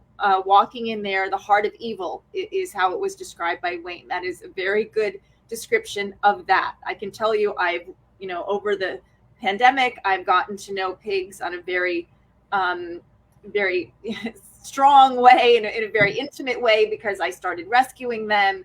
And they are, when they are happy, they grunt very, very in low tones. They even sing to their young. There's no mistaking the sounds of a contented and safe pig. Those screams that you are hearing are pigs that are clearly in massive, traumatic amounts of distress. They are obviously in pain. They are obviously terrified. They are obviously suffering. And so the fact that this is not admissible is a huge, huge hit for our side. And it is so incredibly unfair, because when typically, I think it was brought up earlier, when jurors are on a murder trial, I think it was Lisa that brought that up. As somebody who follows trials, you see the most gruesome autopsy photos and crime scene photos. Why in the world this is being held back is so incredibly unfair. It absolutely is. And it's the heart of the case, because it is video of the alleged crime in progress. That's the irony. And we've said it before, but it bears repeating. Having covered many cases as a crime reporter for 40 years, I can tell you that it's considered gold when the prosecution has videotape of the crime in progress. And of course, law enforcement goes to tremendous lengths to get the security footage. Anytime there's a crime, the first thing they want to do is grab the security footage to see if anybody has video of the crime in progress. So here they have the crime in progress documented with 360-degree cameras, super expensive cameras that were lent to DXC by a high-tech company. And there's no way to say this is taken out of context, because it's literally raw 360-degree video from before they went in, them going in, them talking while they're there, them walking around, them seeing the two piglets, them leaving with the two piglets. It's the entire case. The jury cannot see it. So that is truly, do you think, Karen LaCava, vegan realtor here in LA, as well as a vegan caterer and chef, that if you were a juror, because you're kind of playing the role of juror, how much would you say to yourself, wow, I'd like to see that video? And the truth is, it's online. All you have to do is Google Death Star. Now, the judge said, don't look at media, but we know from cases that jurors do. How could you not? I mean, the court is insulting their intelligence. I would be so insulted and so upset that I cannot see all the evidence. It should be the right of the defendants to prove their case, and they cannot really 100% prove their case if they cannot show the videos, because the videos are the motivation behind their actions. And it will show that they are rescuing piglets that are about to die if they don't save them. It's so infuriating. It's so biased. It's so one-sided. I would really be shocked if the jurors were not watching these videos. And the ones that aren't, I'd be curious as to why they're not. Because are they not curious? Are they just, okay, maybe they're just following court orders. I can understand that. But it's human nature, curiosity, and also to be insulted like that. I mean, it really, as Lisa Bloom was saying, and as Simone was saying, that you know, with all of these murder cases, when there's much, much worse, disgusting videos than this, they allow the jurors to see it. Do you know, God, right? Yeah. You've seen, I covered a trial, the Jodi Arias trial, when they put up video, the family of the victim ran out of the courtroom sobbing, and all hell broke loose because some very graphic photos were put up of the victim, Travis Alexander, who was essentially decapitated almost. So I'll never forget that moment. It went up on the screen, and the family ran out sobbing. So yes, they do see very, very graphic footage. They see graphic videos. It's part for the course. I mean, it happens all the time in trials. So I wonder if that is one of the main grounds for appeal. By the way, this is an anonymous jury. So the jury is not identified. And I want to go to the defendants, Wayne Hsiung and Paul Picklesimer, talking about how they really weren't allowed to even figure out who are these people judging whether I'm going to stay in prison for 11 years or not. There's a broader pattern of suppression, for one, with ag-gag laws, the ATA, activists getting prosecuted in cases like ours that are just completely absurd from any common sense perspective. No one would imagine a prosecution for $42.20. And let me play the next clip. The defense argued that because the questionnaire asks if you or someone who you know works within the animal production industry, yes or no, they were saying that that'll let you know if you have a bias or not. When we know that's not the case. People get tattoos of quote-unquote bacon. Like, we need to be able to really know what people are about, what they care about, how they feel about animals in general. And these are things we're just not going to be allowed to find out. And additionally, at one point, and I don't know if I think they ultimately may have gotten the last names, but the court sort of gave them this list of like first names, like John, Sally, like, honestly, I've covered trials for many years, covered crime for 40 years, and I've covered a lot of trials. I've never seen anything like this. I have never seen anything like this in my entire career. And I think it's going to be taught in schools, like in law schools. Don't do this. Don't do this. Because, judges are elected. They are. And maybe that had something to do with it as well. And also, as somebody mentioned, one of the attorneys we had on, if you're overruled and overturned on appeal, it's considered embarrassing and shameful. And so that could end up happening. Additionally, the judge has said quite often during the trial, well, you can take that up in appeal, which essentially telegraphs that he thinks that there's going to be a conviction. That also to me makes no sense. So let me get your take on that, Karen LaCava. Well, it's obviously this judge, his bias is more important to him than the embarrassment of an appeal, which is kind of scary. I wonder what his connections are to this industry, or if he's just so desensitized because of his eating practices that he really does not care. I do see, though, that he is softening slightly and allowing some things to happen that he wasn't on day one. And that does show some good things as far as that there is maybe is a little humanity in him. I'm not saying that he's an inhumane person because I don't know him or his background, but his actions at this trial do definitely show a bias, and it's not allowing the defendants to be innocent until proven guilty, because they're already not allowing evidence. So as the other attorneys were saying in the commentary earlier, that they're supposed to go out of their way to allow the defendants to prove their innocence, you know, and they're not. It's really one-sided.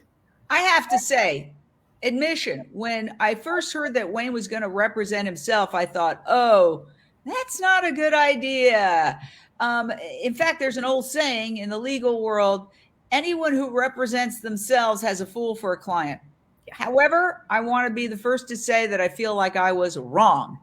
And I think that his humanity is coming out through, you have to be impressed with how he's handling this extremely complicated trial. He's the defendant and he is the defense attorney. So he literally got on the stand, which we're going to show you tomorrow as we bring you clips, longer clips of this trial, because today was the first day that we got to hear from Wayne sitting in the chair and asking himself, like, so tell us about your childhood. Well, it was very trippy, but I think he's doing such an incredible job handling all that, and then handling the multimedia presentation and telling people, yeah, show that videotape, hold that, here's the exhibit. It's absolutely unbelievable. And I think that it's telegraphing to the jury that this is a very intelligent person, that this is not some common criminal going in there to steal a pig, that this is, he glossed over the fact that he's a lawyer. He glossed over the fact that he was a constitutional law professor. So I find that interesting because you don't have to be a lawyer to represent yourself. Do you think there was a strategy behind that, Simone?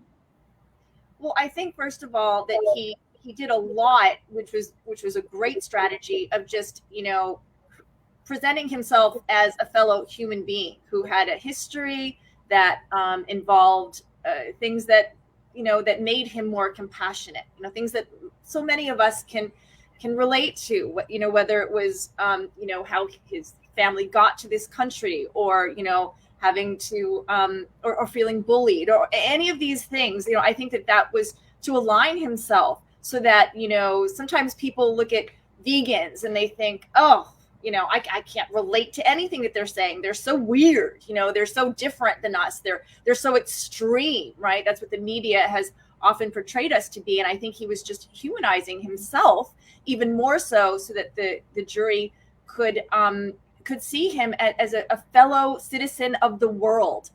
And he's also been so incredibly impressive to me because he hasn't been intimidated. I mean, the FBI was there, you know, but as animal rights activists, unfortunately, we've started to recognize the fact that just by virtue of us being animal rights activists, we are very, very, very much on the radar of the FBI. And we know from documents that were released by Greenpeace and PETA and talked about by the ACLU that the FBI has expanded their definition of domestic terrorism to people that simply do lawful protests or staged disobedience, with an emphasis so many times on the animal rights movement.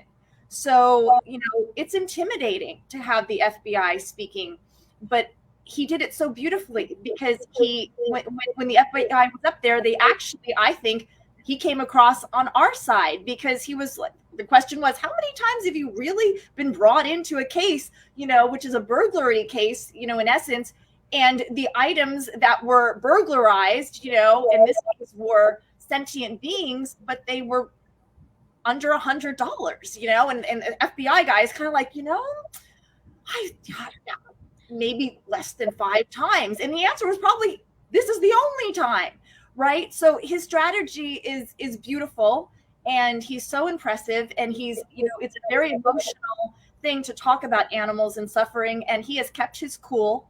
So at the end of this, you know, no matter what the outcome, he should be so proud of himself. I want to play a confrontation in court where Wayne is trying to cross-examine the manager at Smithfield. And again, it's the objections that stop him in his tracks. You testified that piglets, I just want to restate your testimony previously, that piglets have value in Smithfield, correct? Yes, they do. Okay. Does this include piglets that end up in a dumpster outside? Again, Your Honor, objection. We've gone over this 3 or 4 times. Sustained. And piglets that are discarded into dumpsters.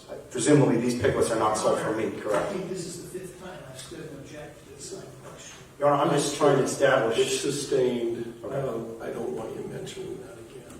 Okay. Your Honor, I'm just trying to establish the value of piglets, which is an element of that. theft. Sustain the objection. Your Honor, may I approach? No. Ask the question. So there, may I approach? No, ask your question.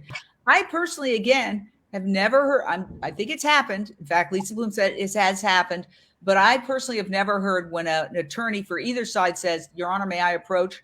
The judge saying no. If you're a juror sitting in the jury box, what do you make of that? I'm just seeing that he's not allowing the defense to prove their case. I want to know these things. I want to know the so-called value. You know, I want to, if they're prosecuting this case because they've stolen something of value, then I want to know what the value is, even if they're dead. You know, I want to know the practices, and also if they're throwing them away in the trash can, obviously there's no value, you know, unless of course the rendering thing comes up. But again, they're not going to bring that up because the value is so small, even for rendering, that it's probably a few dollars. And when you say rendering, you're talking about. So what they do with rendering is they'll take animals that have died on so-called farms, and they send them to a rendering facility where they're ground up and put into the food for the farm animals. So the animals are basically eating themselves. And also, he mentioned one of the witnesses. Well, I was under the impression that after the mad cow scandal that some of those practices were stopped, but I don't know. I can tell you I'm not an expert in that, so I cannot say one way or another whether that practice is still happening. But we do know that, let's say, dog food, a lot of those practices. Yes. Mm-hmm. Go ahead, continue. No. Yeah, I was just going to say what you said, that the witness did mention dog food. I was not under the impression that they actually stopped this practice 100%. But if they have, that's a step in the right direction. Let me just say this. A lot of things that aren't supposed to happen on factory farms is still allegedly purportedly happen. For example, antibiotic resistance. The overwhelming majority of antibiotics are fed to farmed animals because they're kept in such terrible conditions. They die. It also fattens them up. It's supposed to pass through the animal before it's fed to humans. But we know that USDA inspectors in many huge undercover cases like the Hallmark slaughterhouse case are looking the other way. Terrible things are happening. Downed cows are being dragged by tractors. They don't see a thing. Okay, see no evil, hear no evil. Mm-hmm. So I don't think anybody can say with certainty what is exactly happening on factory farms. That's why a lot of animal rights organizations, sure, we'd like to see them all shut down. But if that's more like a wish at this point. But certainly I think having cameras inside all factory farms and slaughterhouses that everybody from the public can see would be the first step in ensuring something like this doesn't happen. Again, we invite Smithfield on anytime, by the way, to comment. We'd love to dialogue with you. There are reports that you said several years ago that you were phasing out pig gestation crates. And Wayne says that's one of the reasons they went in there, because they have obviously not phased out pig gestation crates. So, yes, your thoughts on that, Simone? Well, again, you know, so much of the information that we have to obtain to find out exactly what is being adhered to, what is actually going on in a slaughterhouse or a factory farm or a feedlot has to be done undercover. And that is why groups like DXE and all the other groups that actually, Mercy for Animals, PETA, ones that actually go undercover are so important to the movement.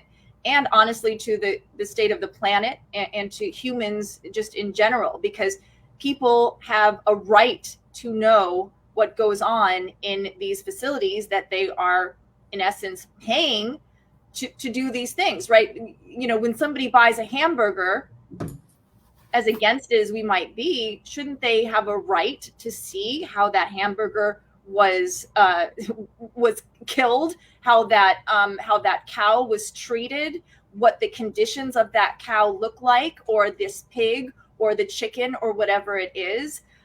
This is something that should be completely transparent, and it is probably the most hidden thing certainly in food, but in almost anything, which is why the FBI puts so much pressure on animal rights activists to sort of, step back and, lay low and, don't protest, don't, go and get yourself arrested for civil disobedience, because we will come down very hard on you. It appears that the government in almost all aspects are in some ways taking the role of being security guards for the animal agriculture industry. Why is that? That is terrifying, because when people find out about how their meat became meat in the slogan of meat your meat, right? Many times that's what makes them go vegan. They say, this is disgusting. This is inhumane. Look at the pollution. Look at what it's doing to the environment. Look at how unsanitary it is. They're grossed out. They're disgusted. They're horrified. And it is why we need to continue on with these undercover investigations, which is really the only eye that we have inside of these houses of horror. And let's talk about that. There's simultaneously, as Wayne Hsiung mentioned in one of his post-court appearances, an effort to create ag gag laws that criminalize videotaping anything inside a farm. Quite often, it's whistleblowers, people who work in the farm, who contact animal organizations like PETA, Animal Outlook, and DXC and others and say, I can't take it anymore. What's happening here is just keeping me up at night. It's so awful. And then, thanks to that tip, an undercover investigation proceeds. But the truth is, it's system-wide. There has, to my knowledge, almost never been an undercover investigation where any of these groups go undercover at a factory farm or a slaughterhouse where everything is just wonderful, like it's in some movie and the animals are happy and moving around. No, it's always a hellhole horror show, because how do you produce 80 billion land animals every year and kill them? 80 billion. And so there's no nice way to kill one animal who doesn't want to die, much less 80 billion of them every year. So if this upsets you, and you're still eating animals, this is a good time to stop. Have a moment of clarity. And that's what we do at Unchained TV. We've only got a couple of seconds left. I want to tell you about our global streaming network, which Simone Reyes is the star of a reality show called Pig Little Lies, which actually you're just a cast member. The stars are the pigs. It's the world's first reality show starring a family of pigs. You can watch it on Unchained TV. We are a global streaming network. You can get it online by going to UnchainedTV.com, and you can also get it on your phone. Just go to your phone and just put in the words Unchained TV. It's actually one word, Unchained TV, and it comes up. You can watch Pig Little Lies, the fantastic reality series. And I'll just give you an example. There it is right there in the corner, Unchained TV. And it opens right up. And I could even show you the actual video of Pig Little Lies right there. I didn't think, it didn't occur to me till you were on. And I saw that, wow, here we are watching the reality show where there's Simone and I. Oh, is that your phone? Hold on. There's two pigs, a bonded pair, at a high-kill shelter. They have basically until tonight. Whatever it takes, we're going to get those pigs out.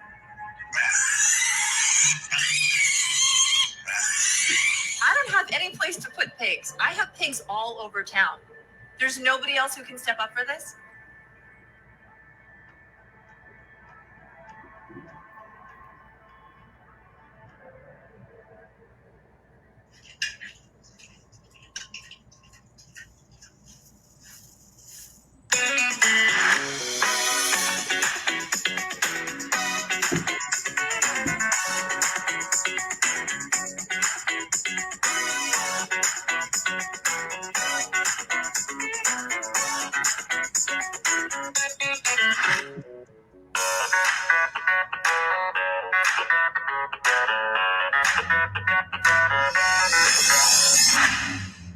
All right, if you want to see the rest, you're going to have to go to Unchained TV. We are a free global streaming network. It's a 5-part series. It's gotten a lot of great press. And before you think, oh, she's gone off on some unrelated tangent, no. This was our way of getting people in the tent because people demean pigs so much. You bleep pig, that man's a pig.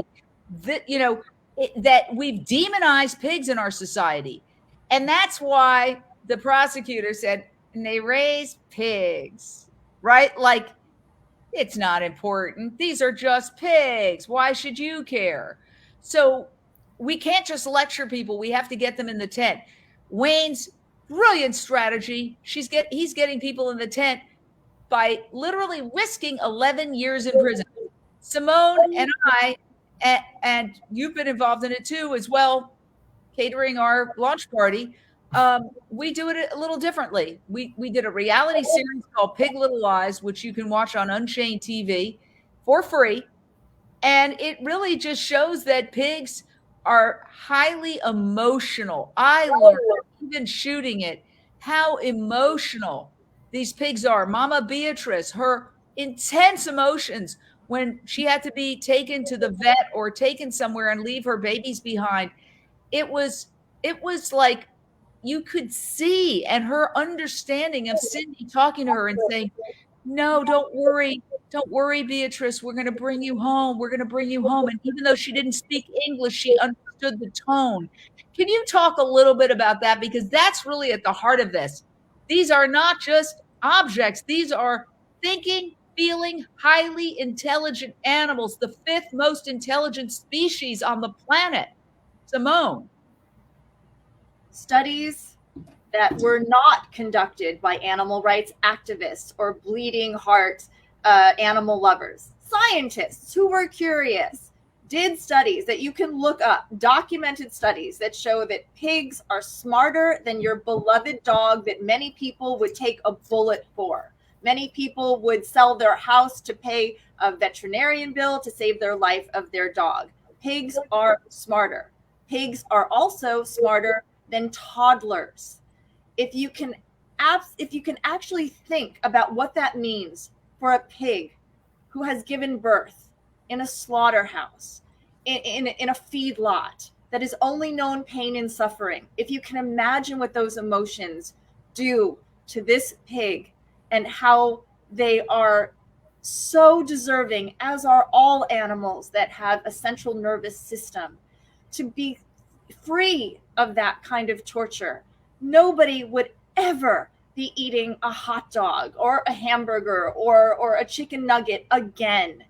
But we are not shown that as children. We have books, right, that are read to us and that we learn to read on about animals and their emotions. And then somewhere along the line, we are indoctrinated with the idea that they're only here to serve us.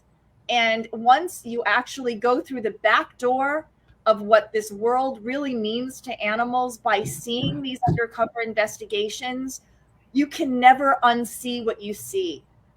And that is the primary reason why people go vegan, is seeing these images and why they stay vegan. There's many vegans that go vegan for the planet and many that go vegan for their own health, and that's wonderful. But they have also showed by polls that vegans who stay vegan for life are the ones that have made the connection of seeing that animals are sentient beings and have exactly the same level of emotions as your cat or your dog or your child. Well, Deb Thompson says, I'm surprised that this judge hasn't ordered Wayne bound and gagged.